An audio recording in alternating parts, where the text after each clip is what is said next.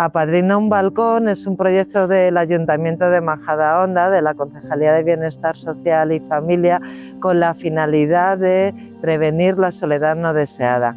El objetivo es que nuestros mayores cuiden nuestros balcones, con el asesoramiento de Fronda, que por eso estamos hoy aquí, para reponer nuestras plantas para los balcones.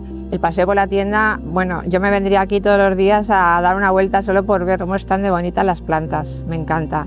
Es como un oasis de belleza y de fragancias también. Me gusta mucho venir a Fronda, la verdad. Necesitamos oxígeno para vivir, necesitamos agua para vivir, necesitamos plantas para vivir, necesitamos que el medio ambiente esté limpio, que nos daría más paz y más tranquilidad y más salud. Es una suerte contar con la colaboración de Fronda. Hemos generado una sinergia que hace que nuestros balcones y nuestro proyecto de soledad no deseada cada día sea más grande y más bonito.